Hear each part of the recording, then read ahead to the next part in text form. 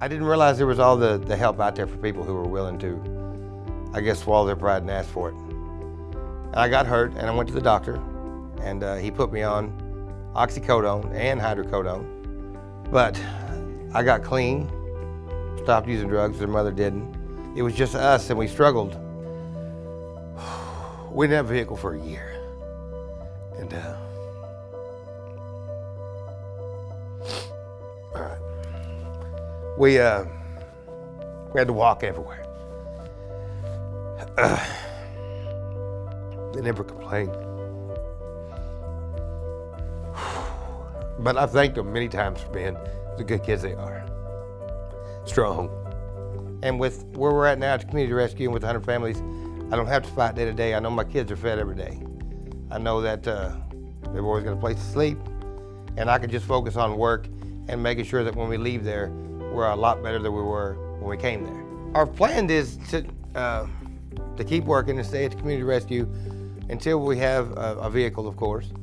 And then when we leave there, to never have to go back, other than to volunteer. Thank you, 100 Families United Way and Community Rescue and any other organization out there helping people who are good people, who are just trying to get back to where they were. I took drug court because I felt like that was the best opportunity for me, because I knew I had a serious problem and I knew that I needed help and I wasn't going to get it on my own. So in the process of waiting for drug court, I was released, and I started using really heavily, and found out I was pregnant with my youngest, which he's 2 years old. Well, he'll be 2 in April. And I went to plea into drug court, and I failed for methamphetamines and marijuana and alcohol. So they sent me to treatment, and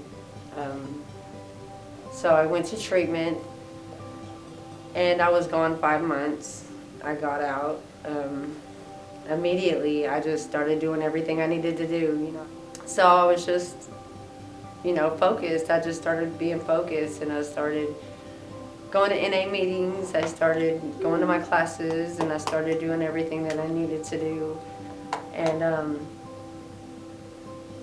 I went to court to see where we were at with my kids, with whether I was going to start getting weekend visits or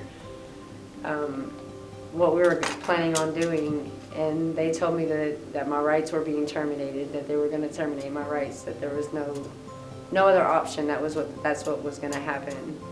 And from that day, I told myself that over my dead body, they were taking my kids from me.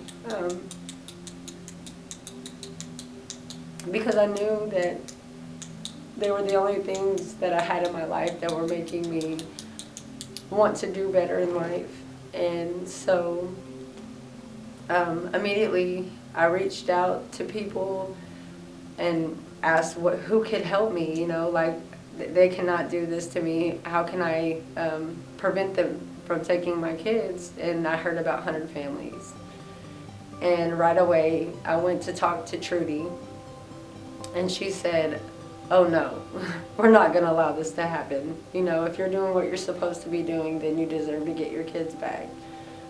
And so from that day on, she just worked with me. She was wanting to know everything that was going on, anything that I needed, she told me to call. So like 2 months after that, I went to court, and they told me that I didn't do what they thought I was going to do. They thought I was going to immediately run back out and get high and start drinking. And so they told me that we were going to try to work on reunification, if that was what was best for the children. They said that, I can work my case plan, and eventually we can start doing overnight visits and then weekend visits. So we went for about 4 or 5 months after that, and they started coming home for the night. I got weekend visits. And we did that for a few weeks, and then we started doing weekend visits. I was just really determined, like I need them, probably as much as they need me, I need them. And so I got my own place, and needless to say, they came home the weekend of Christmas. They were home, and that was just, it was wonderful. It was so wonderful just to see them and to be able to tell them, you don't have to leave this time. This time you're here. And I couldn't have done it without Trudy. She has been such a big help for me, Even if I'm just having a bad day, I call her and she just helps me through it. And now my kids are home and they're not scared anymore, this 100 Families has really helped me out a lot. Like, I thought I was gonna lose my kids, and I wouldn't have fought as hard as I did if I didn't have somebody there rooting me on, Yeah, drug court has really been helpful for me too.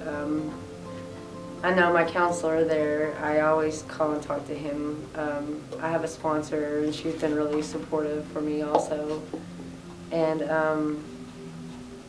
the judge, the drug court is so awesome. He's amazing.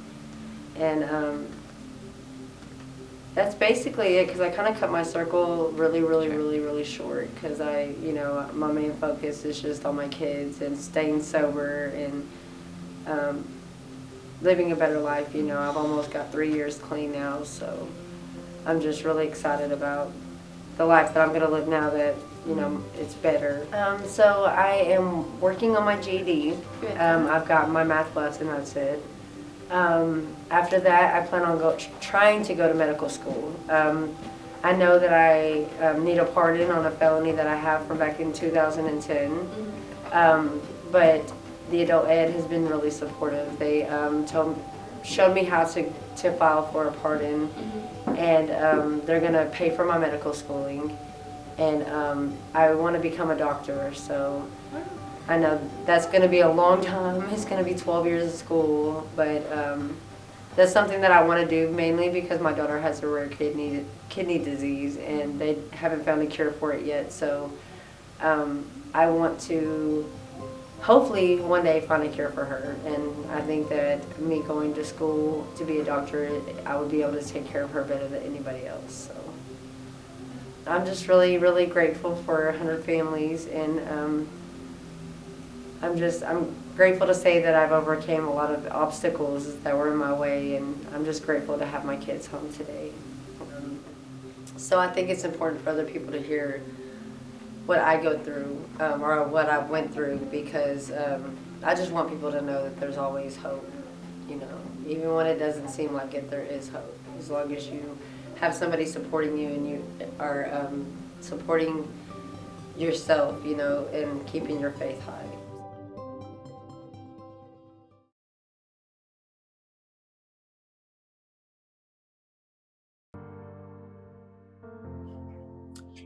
I just reached a point where I had enough.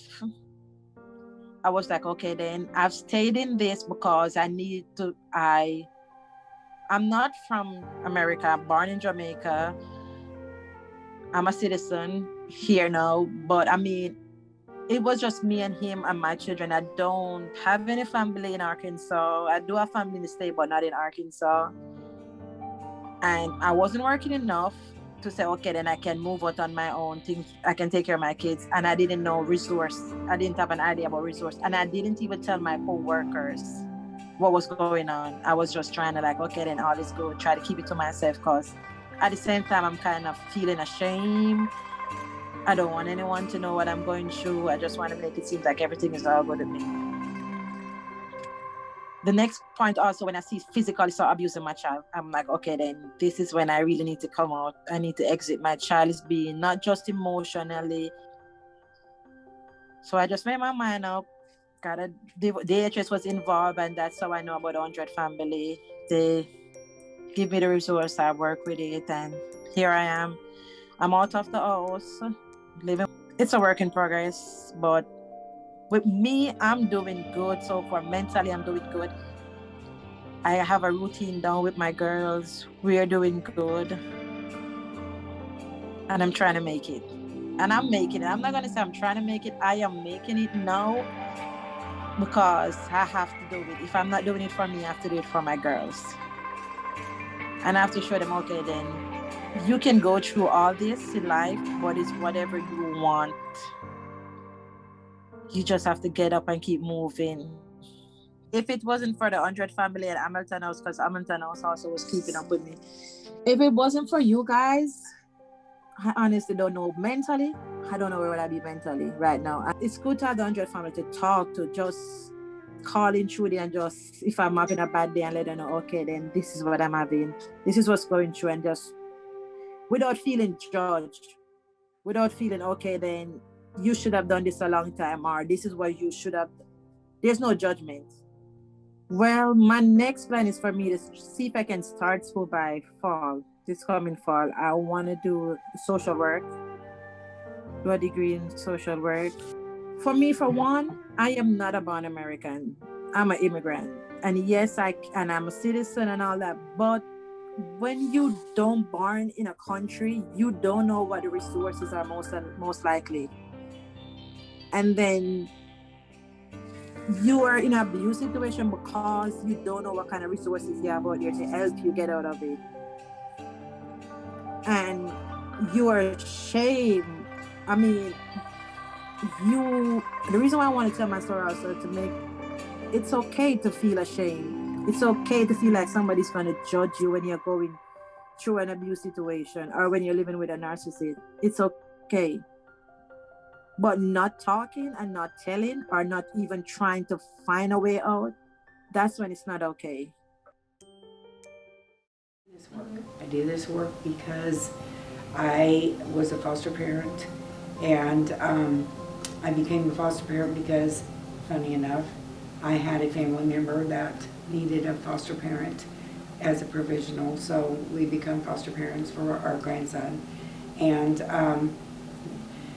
then we ended up having, well, we had 47 kids come through our home in a 4-year period of time. Well, we went to Steps to interact with other foster parents. And I got acquainted with the program at Steps, and I fell in love with it. So we started volunteering to come in as a foster parent to talk to the class, to the parents. So my heart was always to restore the family. When you see people struggle and they lose their children for addictions or for whatever reason, I believe that God made the family. And if He wants me to help, I'll help. To be able to get on the phone and call somebody and say, I need your help. And they'll jump in and say, okay, we can do this, we can do this. Because you can only have so much knowledge in your head, and you can only have one piece of the puzzle.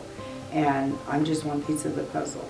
And it's almost like I quilt, and it's that piece of the quilt that needs to be there. And putting it together is fun. It's sometimes we sit and cry with our parents that don't get their kids back. And we sit and laugh and cry with our parents that do get their kids back. So it's an emotional thing, but it's just a piece of that quilt that we sew together every day.